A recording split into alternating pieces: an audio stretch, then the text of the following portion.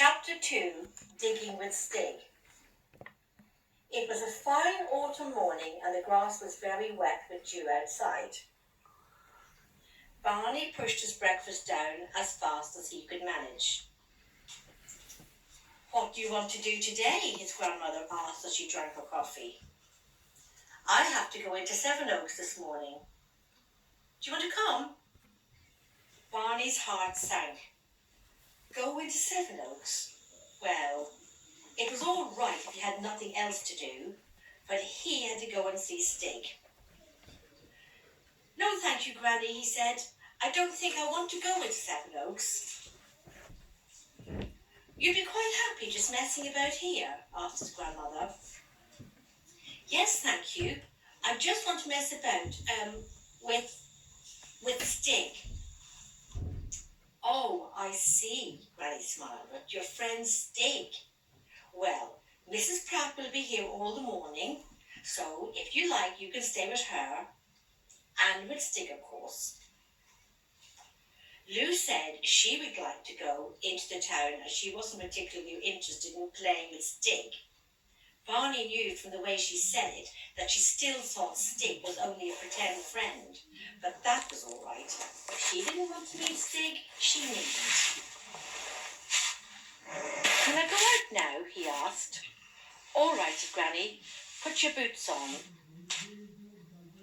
Barney's feet made dark prints in the dew as he headed across the lawn towards the chalk pit.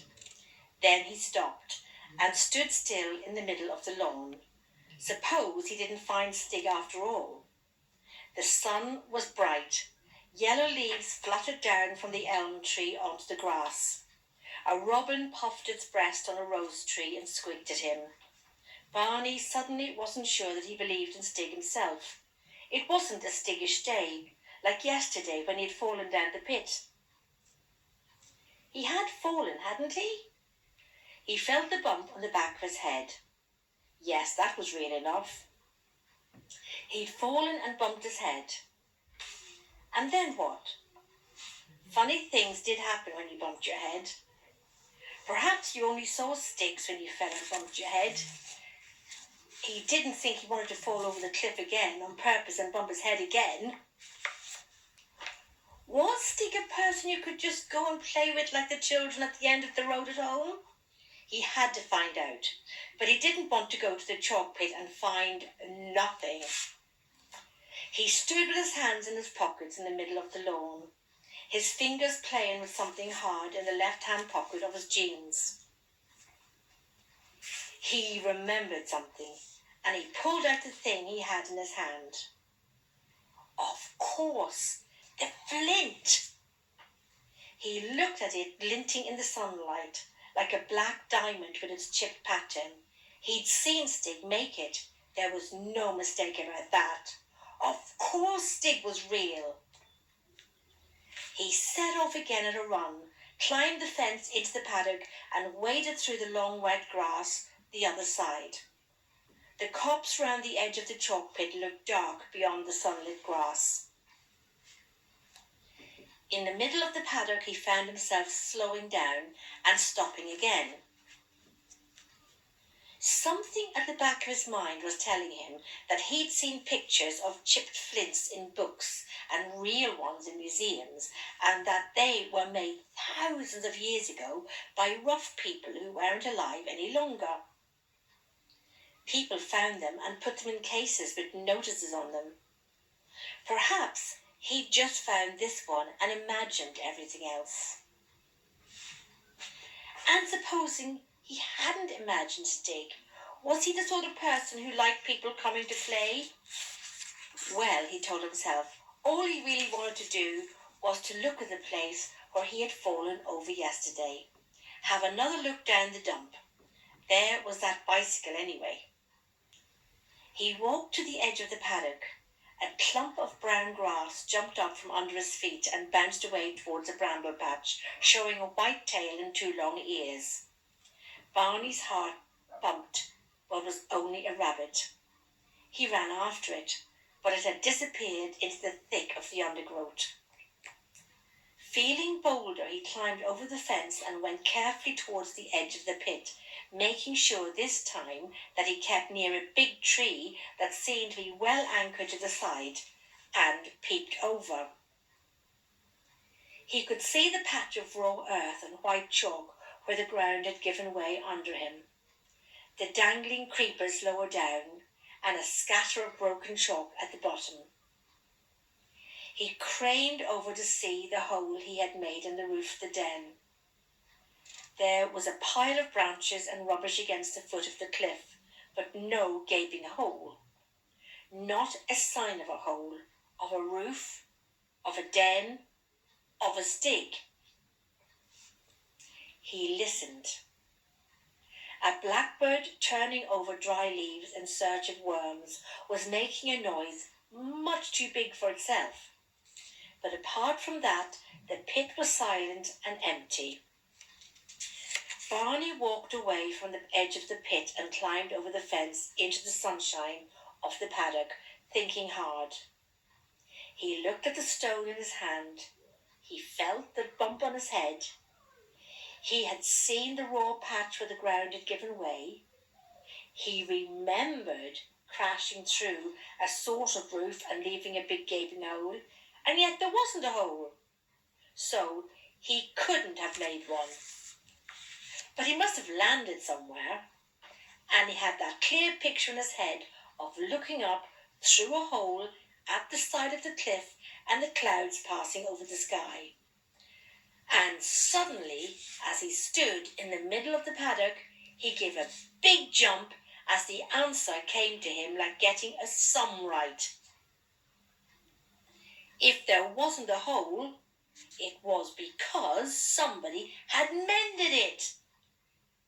Stig wasn't the sort of person to leave a large hole in his roof for long. Not his friend Stig. All at once everything fitted together. Yesterday's adventure on that Stiggish sort of afternoon, the bump on his head, the flint, and this bright autumn morning when he was going to visit his friend Stig. And he was quite clear in his head now that he was going to do and how he was going to do it. He set off running back to the garden. Presents for Stig. When you visited people this time of year, you always brought something from the garden. Tomatoes you couldn't bottle, or apples you hadn't room to store. He looked round the big old apple tree for windfalls. There were some big ones, difficult to manage without a basket, but he stuffed them into his shirt, making sure there wasn't any wasps in them first. What else? He saw a line of carrots, his favourite fruit. He was allowed to pull up carrots. They were good for his teeth. So he heaved up a few good-sized ones and rubbed the earth off with his fingers. Then he had an idea and ran to the tool shed where he found a ball of garden string. It was all right just to borrow it. Back he ran again across the garden, over the fence, across the paddock, over into the copse and through the brambles and dead leaves to the edge of the pit. He sat himself comfortably on the trunk of the tree that curved out over the pit, like the neck of a camel, and looked carefully again at what he could see. There was the broken edge of the cliff. There were the trailing creepers. There at the bottom were the scattered lumps of chalk that had come down at him. And now that he was really looking at it, he could see a piece of new linoleum. Well, not exactly new. Nothing in the dump was new, but it looked as if it had been put there not long ago, because it wasn't covered with moss like things that had been there for a long time. And he could see at one side of this pile of branches and things that was Stig's lean-to roof, a faint path in the bottom of the pit that led to the front of the den. He found the end of the ball of string and tied the bunch of carrots to it. Then he began to pay out the string, with the carrots dangling on the end, towards the bottom of the pit. He hoped it was long enough. There always seems to be miles of string in a ball, but it dwindled and dwindled as he lowered the carrots down until he was afraid that it wouldn't reach the bottom. Bother! A cobble, a regular spider's nest of tangled string appeared, and he had to stop to uncobble it. At last, with a few feet in hand, the carriage was swinging on a level with Stig's front door. Barney's seat was not quite above it, so he had to get the carriage swinging to and fro. All that way beneath them until they were actually knocking at the door like 5 pink fingers. Barney was bubbling so much with laughter inside him at the trick he was playing on Stig that he forgot to be dizzy. "Stig!" he called down the pit. "Morning, Stig! I'm knocking at your front door." And suddenly, out from the stack of branches appeared the tousled head of Stig, and stayed there wagging to and fro, following the swinging carrots like a cat watching a pendulum. Barney nearly fell off the tree with laughing.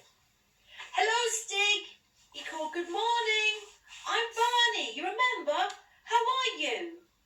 Stig looked up, and for a moment Barney felt quite frightened at the ferocious scowl on his face, and was glad to be high up out of reach. Should he have played a trick on Stig? Perhaps he didn't have what the grown-ups called a sense of humour. Did Stigs have sense of humours? But when Stig made out who it was sitting above him, his face suddenly changed. His big white teeth showed in a broad grin. He waved both his arms over his head, and he jumped about in the bottom of the pit to show how pleased he was. "Have a carrot, Stig," called Barney. "For you," he said, pointing to Stig. "To eat," he added. "Good for your teeth," he said, making biting movements. Stig leapt at the carrots as it swung past, caught them, looked at them closely, smelt them, then put one in his mouth and crunched it. He looked up at Barney, smiling with his mouth full to show that he liked his present, then made signs which clearly meant that Barney was to come down. "Well, I'm not going to jump this time," said Barney, "and this string's too thin to climb down." Going round, he said, making circling movements with his arms. He got off his perch and walked a long way around the top of the pit to the shallow end where he had got out the night before. It was more difficult finding his way to Stig's den along the floor of the pit than it had been finding his way out the night before. The dump looked quite different, more cheerful, with the sunlight pouring down through the golden autumn leaves and the ash and the sycamore seeds twiddling down from the trees on top.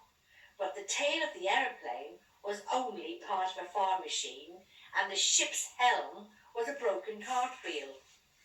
There was the bicycle, too, just a frame with bits of brake hanging on it. Never mind, he found something much more interesting, and he'd seen it and spoken to it in broad daylight. A real, live Stig, and he was going to visit him. That's if he could find his way among the giant nettles. Suddenly there was Stig, coming to meet him, straight through a nettle patch, as if stings meant nothing to him. Barney stopped. What now? Shake hands? Rub noses? No, perhaps not.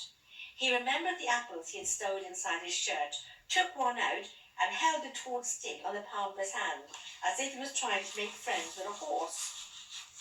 "I hope you like the carrots, Stig," said Barney. "Have an apple." Stig took the apple quite politely between finger and thumb, not between his teeth, as Barney somehow expected him to, and sniffed it. Barney took out another apple for himself and bit into it.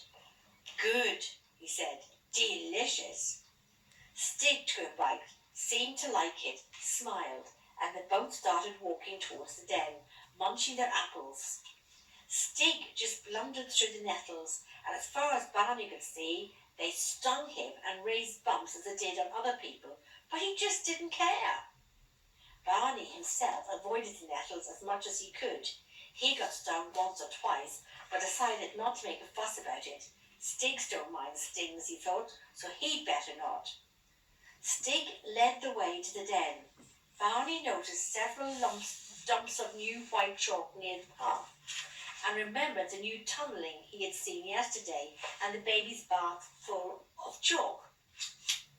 "Been digging, Stig?" he asked, pointing to the dump. Stig grinned and nodded.